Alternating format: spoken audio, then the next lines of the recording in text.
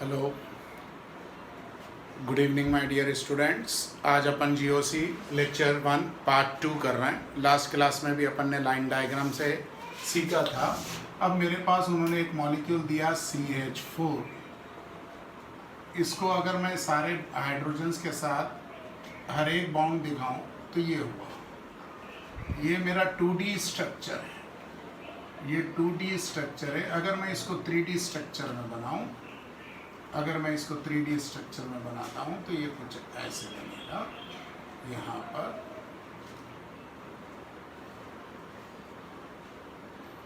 और ये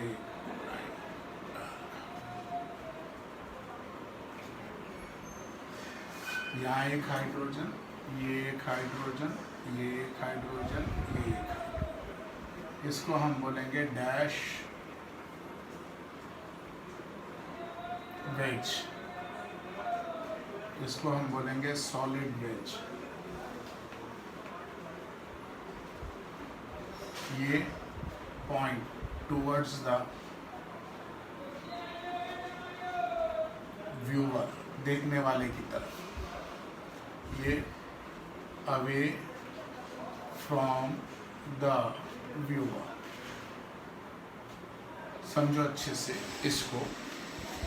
सपोज करो ये और ये अपन ने रखा, तो ये मैं इसको ऐसे रख के ऐसे देखो, मेरा देखने का साइड ऐसे ये, तो ये जो ब्लैक पॉइंट है और ये टूवर्ड्स द व्यूअर, यानी ये वाला पार्ट, ये वाला पार्ट ये टूवर्ड्स द व्यूअर, और ये वाला जो पॉइंट है ये अवे फ्रॉम द व्यूअर ये, और ये दोनों प्लेन पर है। ये प्लेन पर, ये प्लेन पर प्रेजेंट है, ये दोनों प्लेन पर, ये भी और ये भी। आ गया अच्छे से। देखो एक और अपन बनाते हैं। मुझे उन्होंने यहाँ पे C दिया, यहाँ पे CH3 दिया, यहाँ पर वो मुझे Cl दिए, यहाँ मुझे CHO ग्रुप दिया, और ये मुझे OH, ये H दिया, मान लो ये ग्रुप मुझे OH, यानी ये डार्क हुआ, ये टूवर्ड्स द व्यूअर हुआ, ये अवे फ्रॉम द व्यूअर हुआ, और ये दोनों प्लेन्स पर आ गया। ये था डैश एंड वेज डायग्राम्स या 3D रिप्रेजेंटेशन। आपको 12th के पहला टॉपिक अल्काइल हैलाइड्स में इसका सीखना भी है, स्टीरियो आइसोमर्स। अभी कोरोना कोविड-19 के कारण बोर्ड ने सिलेबस में नियरली 25 to 30%, यानी कि मोर देन 25% और लेस देन 30% के आसपास सिलेबस को रिड्यूस्ड किया, कम किया। तो आपको एक बात बताते चलूँ, इन्होंने जो सिलेबस को कम किया, ऑर्गेनिक में से सिर्फ यूजेस कम करे और कुछ नहीं करे, यानी ऑर्गेनिक इतनी इम्पॉर्टेंट है। ऑर्गेनिक में से इन्होंने सिर्फ यूजेस कम करे। क्लियर? पॉलीमर टॉपिक जो अपन पढ़ चुके थे वो इन लोगों ने पूरा हटा दिया। केमिस्ट्री इन एवरीडे लाइफ पूरा हटा दिया। मेटलर्जी अभी अपन ने पढ़ाई नहीं, उसमें से मेटलर्जी पूरी हटा दी, यानी कि 3 यूनिट्स 12th में से पूरे हटा दिए। एक पॉलीमर्स, दूसरा केमिस्ट्री इन एवरीडे लाइफ, और तीसरा मेटलर्जी। ये तीनों इंफॉर्मेशन बेस्ड है। क्लियर? और हमने जो सॉल्यूशन पढ़ चुके हैं उसमें से इन्होंने वांट ऑफ फैक्टर हटा दिया, अबनॉर्मल मोलार मास, यानी कि वो सारे फार्मूले जिसमें आई का यूज होता है वो हटा लिया।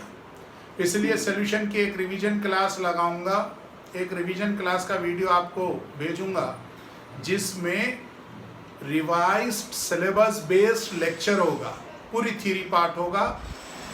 उसके अंदर मैं आपको न्यूमेरिकल्स के फार्मूले लिखाते चलूँगा और खाली एक्सप्लेन करता चलूँगा, क्योंकि आपके पास नोट्स और पैकेज दोनों हैं। वो कोई भी अब न्यूमेरिकल आप नहीं करेंगे, जैसे 2.29, 2.30, 2.39, 2.4, ठीक है ना, वो कोई न्यूमेरिकल अब नहीं करेंगे जिसमें आई यूज होता है, वांट ऑफ फैक्टर, यानी डिग्री ऑफ डिसोसिएशन पूछा या डिग्री ऑफ एसोसिएशन पूछा या आई पूछा, ये कोई भी न्यूमेरिकल अब आप नहीं करेंगे क्योंकि ये पार्ट आपके रिवाइज सिलेबस में नहीं रखा इन लोगों ने। इलेक्ट्रोकेमिस्ट्री नेक्स्ट अपन टॉपिक स्टार्ट करेंगे क्योंकि मैं रिवाइज सिलेबस का वेट कर रहा था। जैसे पॉलीमर में अपनी मेहनत बेकार हो गई तो अब सिलेबस आ गया। इलेक्ट्रो नेक्स्ट अपना ये टॉपिक ऑर्गेनिक तो इधर चल रहा, वो टॉपिक 1 या 2 लेक्चर का बचा है। उसके बाद अपन इलेक्ट्रो स्टार्ट करेंगे। तो इलेक्ट्रो में भी इन्होंने सेल्स पूरे हटा दिए, कोरूजन पूरा हटा दिया, लॉस ऑफ इलेक्ट्रोलाइसिस यानी फेरेडे फर्स्ट और सेकंड लॉ हटा दिए। क्लियर? तो वो अपन जब देखेंगे। खैर यहाँ तक तो समझ में आ गया होगा। क्लियर? ये था बेटा रिप्रेजेंटेशन ऑफ मॉलिक्यूल्स। क्लियर? यहाँ तक अपन ने लाइन डायग्राम देखा, बाउंड्स देखा, 2D स्ट्रक्चर देखा, 3D स्ट्रक्चर देखा, वेज और डैश भी देख लिया। वेज और डैश का मतलब जो डार्क डैश वेज होगा डार्क लाइन से, वो टुवर्ड्स द व्यूअर। आपने माइक्रोस्कोप्स में स्लाइड्स देखी होंगी, जो पॉइंट्स आपकी तरफ आ रहा है वो टुवर्ड्स द व्यूअर डार्क बताओगे, और जो आपसे दूर जा रहा है वो धुंधला दिखेगा, इसलिए डैश से दिखाएंगे। और जो दोनों ये एक्सिस पर है, प्लेन्स पर हैं, वो दोनों आपको सेम डिस्टेंस पर दिखेंगे, इसलिए उसको नॉर्मल लाइन से आप ड्रॉ करोगे। यहाँ तक क्लियर हो गया? ये था ऑल अबाउट द कार्बन, उसके हाइब्रिडाइजेशन, और हमें जो जो इंटरमीडिएट्स मिलते हैं उन सब का हाइब्रिडाइजेशन भी हमने देख लिया। Is it clear? नेक्स्ट अब हम क्या देखेंगे? अब हम देखेंगे क्लासिफिकेशन ऑफ ऑर्गेनिक केमिस्ट्री। बेटा ये ऑर्गेनिक केमिस्ट्री को पहले ओपन कार्बन चेन कंपाउंड्स यानी कि ए साइक्लिक, इसके अंदर साइकिल नहीं है। दूसरा क्लोज्ड कार्बन चेन कंपाउंड्स या साइक्लिक। साइक्लिक अगर हम आ जाते हैं, होमोसाइक्लिक एंड हेटेरोसाइक्लिक। अब होमोसाइक्लिक में आ जाते हैं एलिसाइक्लिक एंड एरोमेटिक। एरोमेटिक में आ जाते हैं तो ये benzoid and non benzoid. Heterocyclic में भी आ जाते हैं alicyclic and aromatic. Clear? Homocyclic यहाँ तक समझ में आ रहा है। अब ओपन कार्बन चेन में आ जाओ। Single bond, multiple bonds. Single bond के अंदर ये सिंगल बॉन्ड है, ये सिंगल बॉन्ड के अंदर मैंने एग्जाम्पल के रूप में ये बनाया। यहाँ CH3 है, C है, यहाँ भी CH3 है, सिंगल। मल्टीपल बॉन्ड्स में डबल बॉन्ड, ट्रिपल बॉन्ड।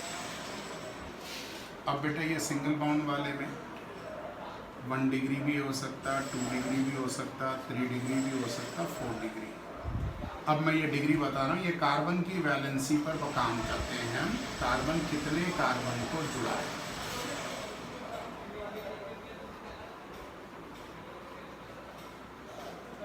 देखो भाई, ये कार्बन सिर्फ एक ही कार्बन को जुड़ा है तो इसको आप बोलेंगे 1 डिग्री। ये कार्बन 2 कार्बन में, देखो इधर एक कार्बन, इधर एक कार्बन, इधर एक, यानी कि ये 3 कार्बन को जुड़ा है। तो इसके ऊपर मैं डिग्री लिख रहा हूँ, ये 3 डिग्री हुआ।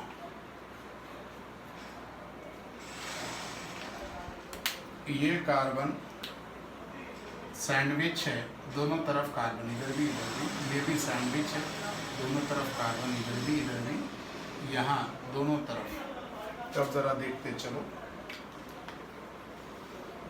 हाइड्रोजन को डिग्री सपोर्ट नहीं करेगा। ये कार्बन यहाँ भी एक कार्बन को, यहाँ भी एक कार्बन को जोड़ रहा, तो इसलिए इसका नाम होगा 2 डिग्री, क्योंकि ये 2 कार्बनों से जुड़ा है। और ये कार्बन अपनी चारों वैलेंसी कार्बन एटम से फुलफिल करा।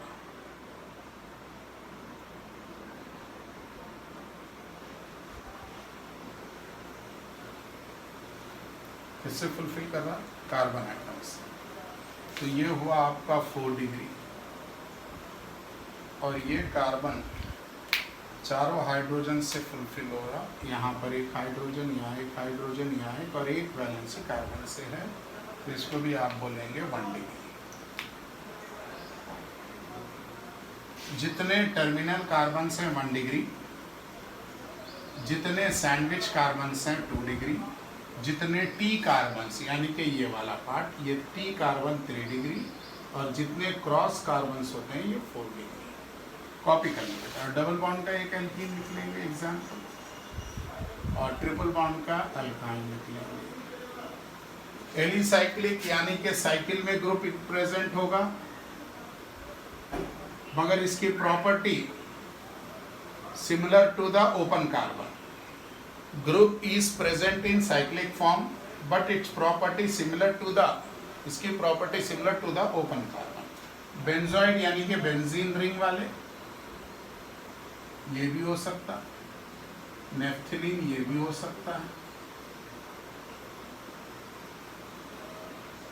नॉन बेंजोइड प्रोपोलियम हो सकता है।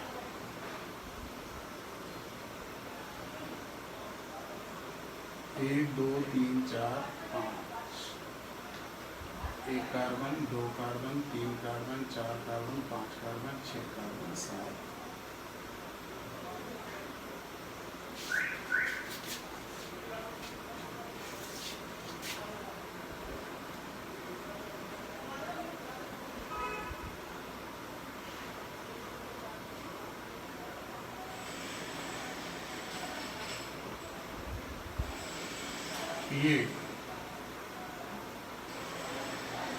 ये नॉन बेंजोइड है। हीट्रोसाइक्लिक में एलिसाइक्लिक, एपीऑक्साइड, एक ऑक्सीजन आइटम आ गया, इसमें नॉन एरोमेटिक पाइरूल। कॉपी कर लीजिए, पूरे क्लासिफिकेशन देखा अपन ने, जल्दी से कॉपी करो। क्लासिफिकेशन ऑफ ऑर्गेनिक केमिस्ट्री, जल्दी से कॉपी करो।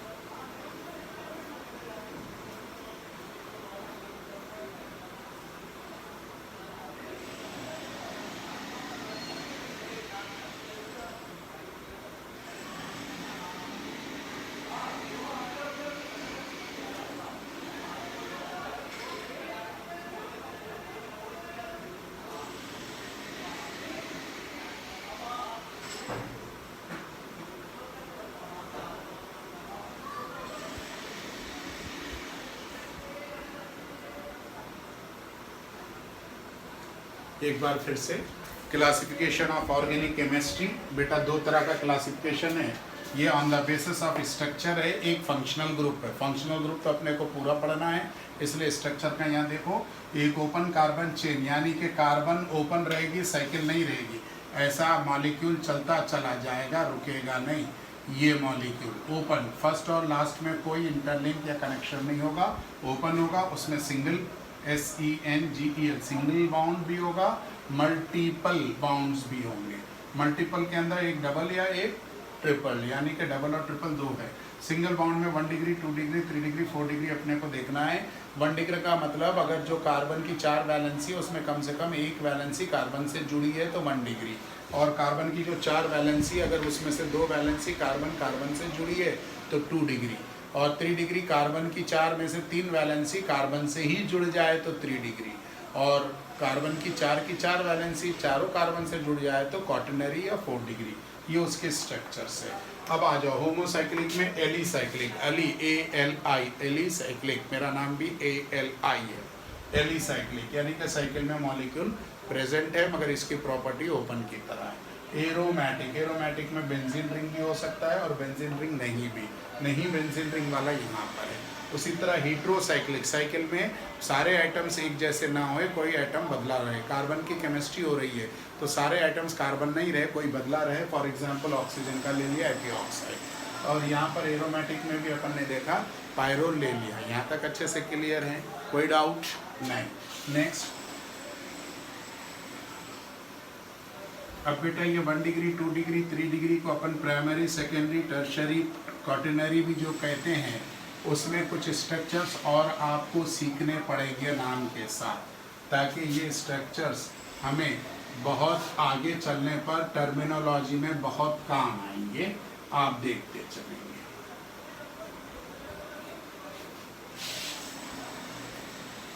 देखिए, मैंने ये CH3 लिखा, ये CH2 लिखा, ये CH3, 3 कार्बन है तो नॉर्मल प्रोपेन बोलूँगा, स्ट्रेट है। मैंने यहाँ CH3 लिखा, CH लिखा, CH3 लिखा और CH3 लिखा, तो इसको मैं आइसोब्यूटेन बोलूँगा। क्लियर हो गया यहाँ तक? अब अगर मैंने यहाँ CH3 और CH2 एक वैलेंसी खाली छोड़ दी तो मैं इसको इथाइल बोलूँगा, ETHYL, ये आपको याद होना है। और मैंने यहाँ CH3 CH3 लिख दिया तो इसको मैं नाम बोलूँगा आइसोप्रोपाइल। और अगर मैंने ये CH3 लिया, CH2 लिया, CH लिया और CH3 ये, तो मैं इसको बनूँगा आइसोब्यूटाइल। क्लियर? समझ में आ रही बात? और इसको आइसो से ज़्यादा सही वर्ड यूज़ किया गया सेकेंडरी। और अगर मैं इसको CH3 CH और यहाँ CH3 लेकर CH2 ऐसे दे दिया तो ये हो गया आइसोब्यूटाइल। उसी तरह यहाँ पर CH3 CH3 CH3 ये खाली 3 डिग्री वाला है तो इसलिए टर्शरी ब्यूटाइल। और अगर ये ऐसा आ जाए CH3 CH3 CH3 और यहाँ CH2 के बाद डैश तो नियो पेंटाइल, याद रखेंगे। और अगर ये ऐसा आ जाए CH2 डबल बॉन्ड CH तो इसको आप विनाइल बोलेंगे। CH2 double bond CH single bond CH2 तो आप इसको एलाइल बोलेंगे। ये पूरा बेंजीन रिंग और यहाँ एक वैलेंसी खाली तो आप इसको फिनाइल बोलेंगे। और ये पूरा बेंजीन रिंग और ये CH2 तो ये ऐसा रहा तो आप इसको बेंजाइल बोलेंगे। और अगर इसकी 2 वैलेंसी खाली हो गई CH ये और ये बेंजल बोलेंगे। और इसकी तीनों वैलेंसी अगर खाली हो जाए तो बेंजो बोलेंगे। Is it clear? समझ में आ गया? और अगर ये CH3 डैश रहा तो आप इसको मिथाइल बोलेंगे। और ये अगर ऐसे रहा खाली साइक्लो प्रोपाइल। क्लियर? कॉपी करो।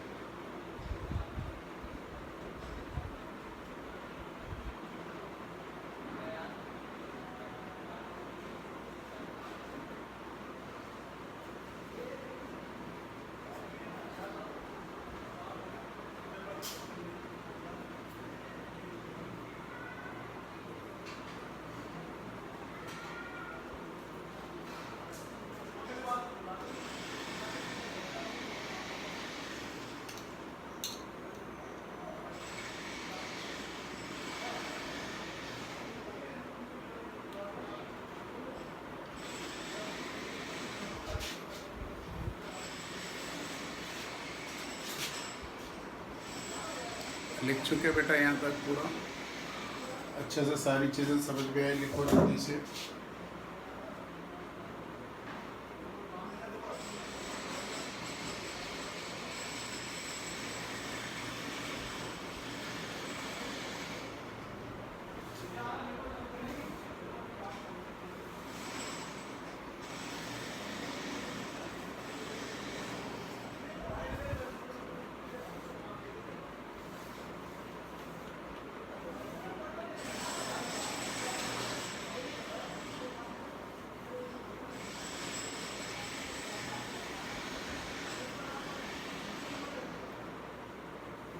लिख चुके ना।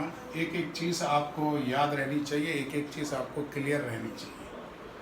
क्लियर। सेकेंडरी ब्यूटाइल इसलिए कह रहे जो कार्बन मेन चेन से जुड़ा है वो 2 डिग्री का है, और आइसो इसलिए कह रहे ये तीनों पार्ट को हम एज ए सब्स्टिट्यूट लेंगे, ये IUPAC में भी यूज़ होता है। क्लियर यहाँ तक, कोई डाउट नहीं। अब कुछ कंपाउंड्स लिख रहे हैं, उनके आपको कॉमन नेम्स भी मालूम होना चाहिए।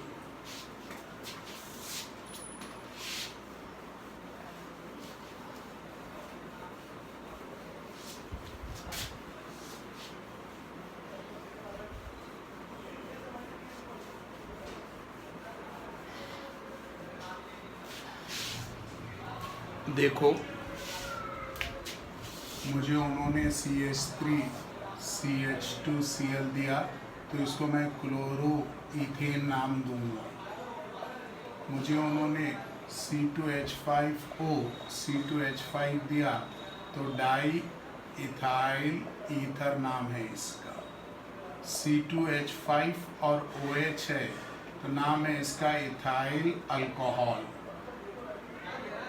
और उन्होंने मुझे CH3 दिया, C दिया, डबल बॉन्ड O और CH3, तो ये हो गया acetal D hide.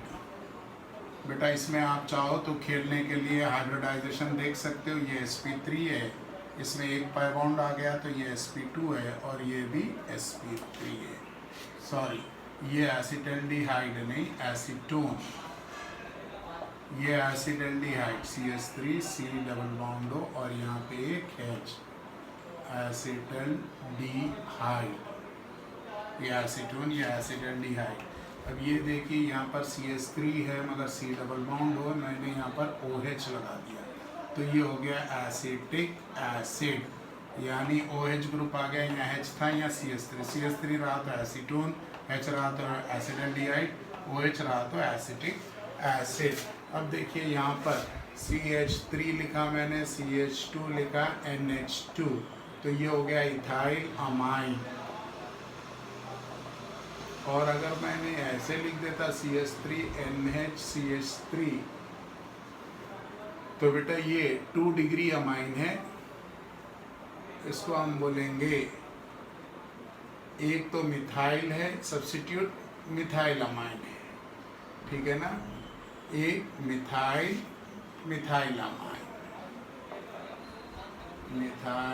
Amine. Clear. Next, अब जरा इधर देखिए, ये CH3 ग्रुप आ गया, ये C डबल बॉन्ड O आ गया, O आ गया, और यहाँ CH3, तो इसको हम ईस्टर बोलेंगे। क्या बोलेंगे इसको हम? ईस्टर।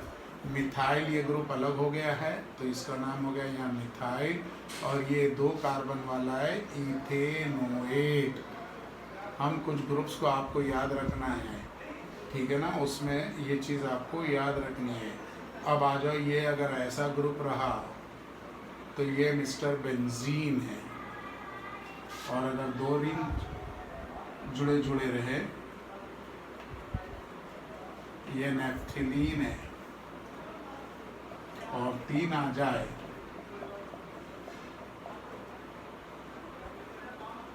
एंथ्रासीन,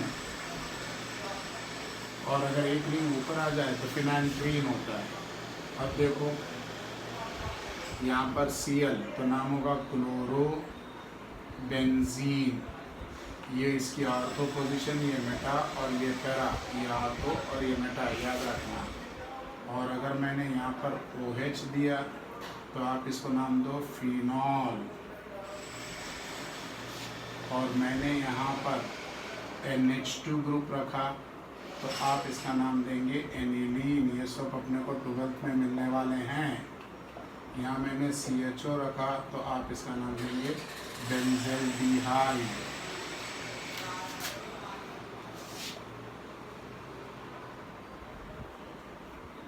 यहाँ मैंने ऑक्सीजन रखा, तो फ्लोरॉन। पायरोल तो देख चुके हो।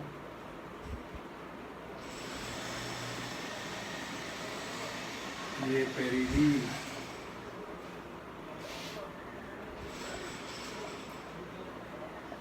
ये टॉलिन,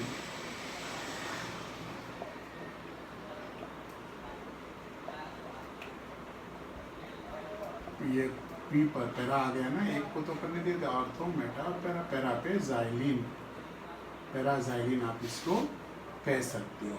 यहाँ तक समझ में आ रहा है। और अगर ऐसा रहा तो आप इसको बोलेंगे बाइफिनाइल। क्लियर। एक और ग्रुप बनाना है।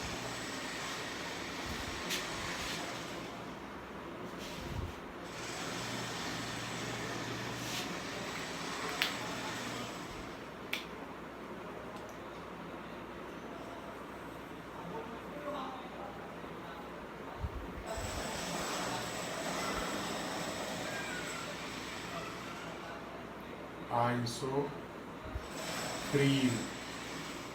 क्लियर। चलो जल्दी से ये कॉपी कर लो बेटा। ये आपका लेक्चर 1 पार्ट 2 है। अब अपन लेक्चर 2 IUPAC नहीं कराएंगे, क्योंकि अपने को नेमिंग अल्काइल हाइलाइट करूँ तो उसकी फिर करनी है, अल्कोहल करूँ तो उसकी फिर करनी है, तो वहाँ हो जाएगा। और लेक्चर 3 आइसोमेरिज्म है, वो भी यहाँ पे नहीं कराएंगे, क्योंकि ये भी आपको जब जब जो टॉपिक कराऊंगा उसके साथ साथ करूंगा। तो लेक्चर 2 और लेक्चर 3 नहीं, नेक्स्ट अपना लेक्चर 4 रहेगा, जो क्लीवेज ऑफ बाउंड से स्टार्ट होगा। किससे स्टार्ट होगा? Cleavage of bound. कॉपी करो जल्दी से।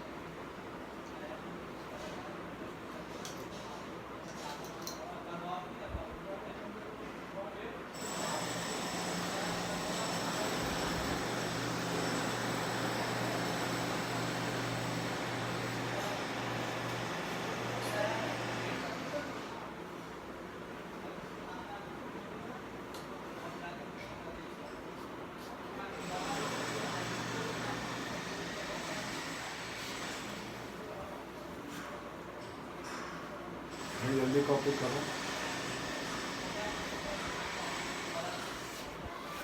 हमने कुछ मॉलिक्यूलर फार्मूलेज के साथ उसके यूज़ होने वाले कॉमन नेम्स को यूज़ किया है। Phenol, aniline, benzaldehyde, acetone, acetaldehyde, alcohol. Alcohol माने इथाइल अल्कोहल, ईथर माने डाइथाइल ईथर। तो ये कॉमन नेम्स हैं। IUPAC नेम्स अपन टाइप स्टडी के साथ सीख लेंगे। फिर से एक बार बता रहा हूँ, पूरा IUPAC अगर आपको पढ़ना है तो मेरा लेक्चर 2 देखेंगे। आइसोमेरिज्म आपको पढ़ना है अलग से 11th वाले पार्ट का, तो आप लेक्चर 3 देखेंगे। समझ में आ रही बात?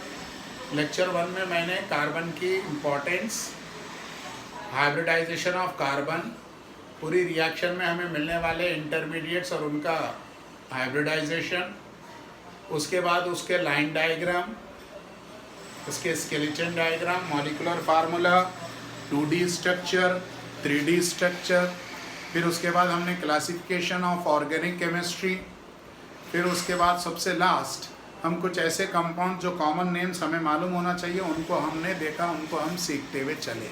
यहाँ तक अच्छे से बात समझ में आ गई? Is it clear? एक बार फिर से कह रहा हूँ, अभी जो रिवाइज सिलेबस आया उसमें ऑर्गेनिक के पार्ट से इन लोगों ने 12th में सिर्फ यूजेस हटाएं भाई, और 11th में इन्होंने एनालिटिकल केमिस्ट्री जो ऑर्गेनिक की होती है, Dumas apparatus, Kjeldahl's method, Carius method, analysing of formula, वो वाला पार्ट हटाएं। बाकी कुछ नहीं हटा है। जबकि फिजिकल और इनऑर्गेनिक में तो बिल्कुल चरखा चला दिया, चरखा बिल्कुल कट कट कट कट काटते चले गए, जान से मनाया वहाँ से। मगर ऑर्गेनिक में इनके हाथ पैर बंधे हुए हैं, इसलिए ऑर्गेनिक थोड़ा सा टफ होती है। चीज़ों को आप अच्छे से सीखना होगा। ओके, थैंक यू बेटा।